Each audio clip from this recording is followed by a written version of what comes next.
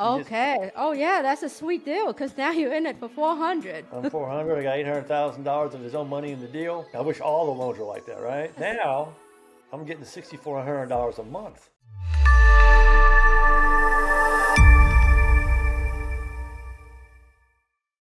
You started out, you're flipping houses, you build up a good size of rental portfolio. What led you to decide to become a lender, to lend out your money? Because isn't that scary? Like, being using your own money is one thing. You're an engineer, you're smart, you can look at your deals.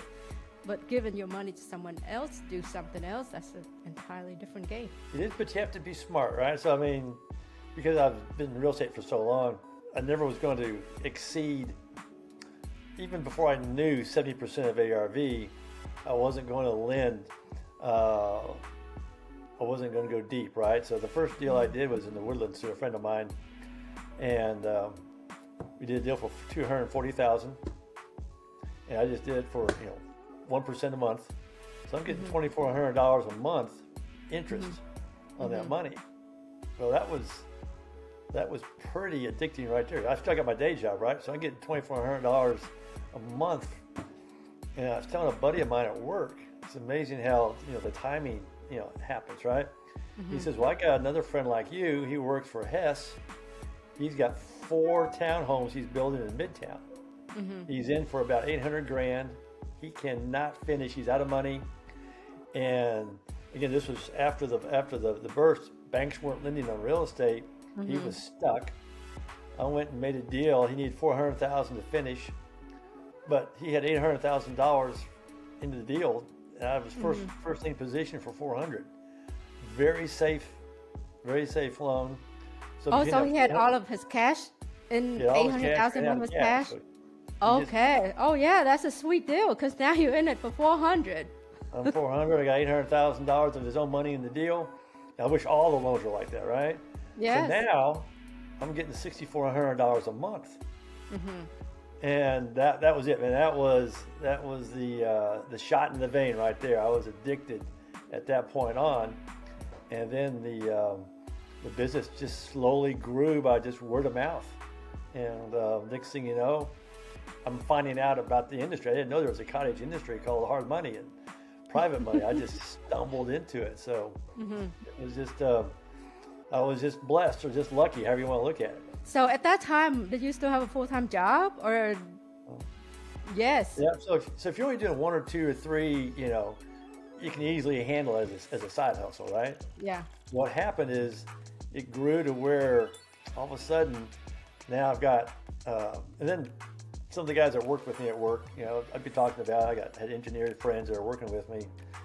They wanted to get in on the game.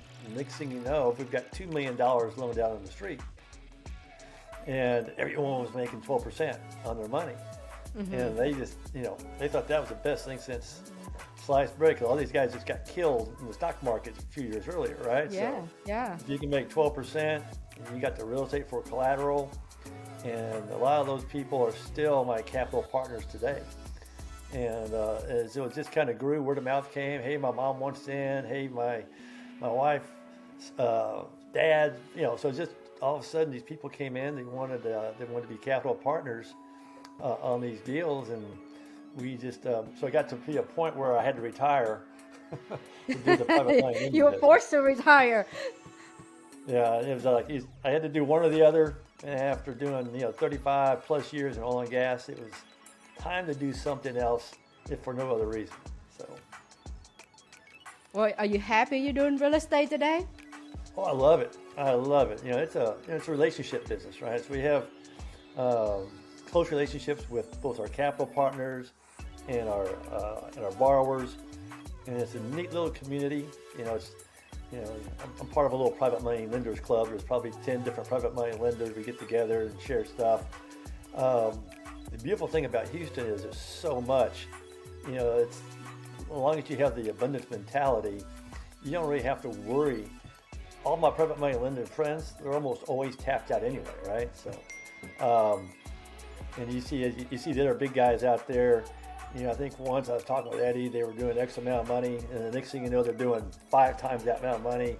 Then they're, so everybody's been expanding in this business, right? Houston is a great place to be doing real estate.